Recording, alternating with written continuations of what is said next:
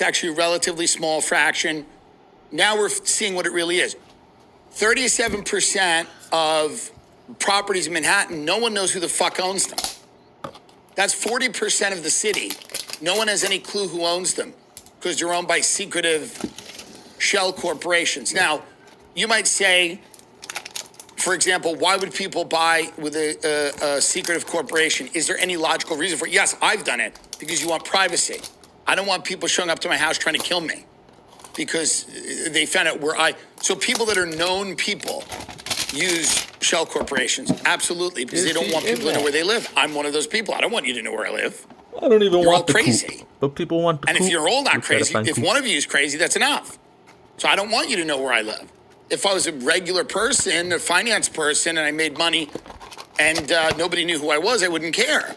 So there's a legitimate reason to use a shell code. Now, if you were really determined to kill me, I have. You can come kill me wherever because I advertise where I'm going to be publicly. But there's a lot of people, whatever degree of privacy they're looking for, you have a shell code.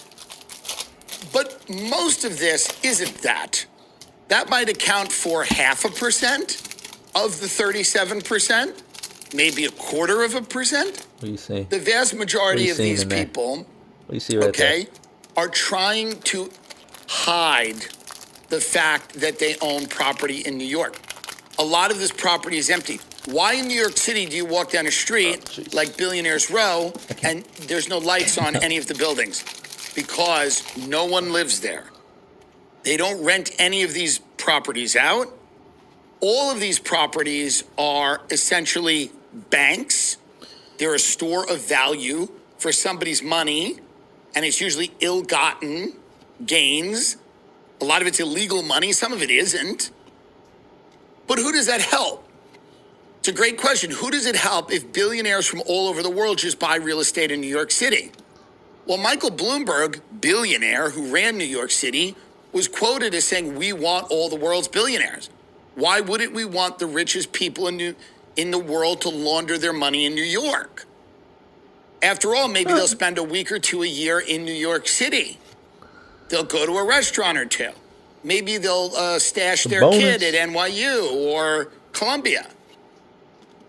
Why wouldn't we want that? It's a global city. It's part of New York City's character. Why wouldn't we want the wealthiest people in the world to use New York City as a vertical money laundering scheme where they purchase large amounts of real estate and drive the cost of real estate up for people that actually live in New York, people that actually live there? But this, again, is the promise of globalization. This is the great promise of globalization, that money can cross borders, people can cross borders. You have an endless supply of labor if you want. You have an endless supply of capital. It can go all over the world. It's a free market. Everything's free. There's no tariffs. Goods are moving, services, people. Why shouldn't people be able to come into a city, buy all the real estate, make all the buildings empty, and then drive the cost up so that no one can afford to live there? It's a great idea. This was the idea that we all grew up with. The magical idea of globalization.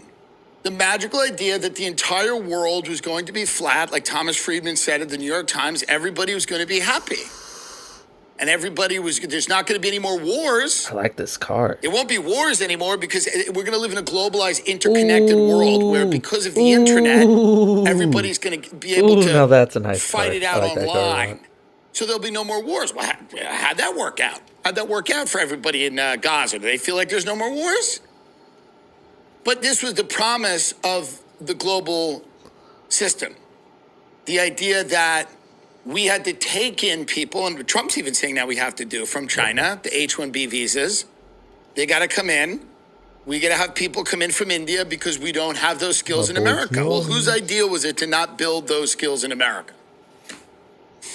Whose idea was it to bring people in from China and India that can do the tech jobs that we're not training Americans to do? I had an argument with my aunt this summer about immigration. And I said, well, legal immigration also is something that should be regulated and maybe curtailed. And she goes, well, who's going to be your doctor?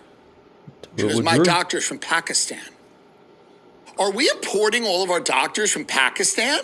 dork going off. Does that this make any year. sense Good to for anyone him. that in the United States of America, we somehow are not creating doctors? We're not training people that grew up here to be doctors? It's a Mav. And we're bringing people in from Pakistan to be... Isn't 45th Pakistan a anniversary. dysfunctional society, to be quite honest? Is the idea that the United States of America, that every one of our children Not wants the to Mav flick we their all bean on want. Is it? OnlyFans? This dude, look at him. And instead of fucking becoming monster. a doctor, and that we have to bring in doctors from Looks like a Pokemon. Pakistan, a country that we suspected that was harboring the fugitives from 9/11? Does that make any sense to anybody? It does to Jennifer Welch. It does to a lot of these wine mom drunk white liberals that think it's so great. They love, as brilliant Rachel Feinstein, the comedian, says, her mother likes pronouncing the names in the back of a taxi. I got me a coupe. But does this make any sense to anybody? And my aunt says this sitting on my couch. She has children. Some of them are doing great. Others are getting by. They're doing fine. They're not bad people. But they're not killing it. They're not crushing it. Oh, And she's excited about Mellow. bringing in doctors Look at from him. Pakistan. That's what boomers would rather do. Boomers would rather bring in doctors from Pakistan while their own children die on the street. That is generally what they would rather do.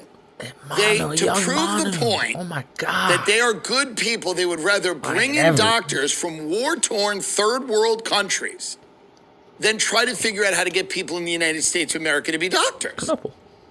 It's the craziest thing I've ever heard. This is the craziest way to run a Ended up with one society. coupe down there. To let Chinese amusement park tycoons I like it. and Russian fertilizer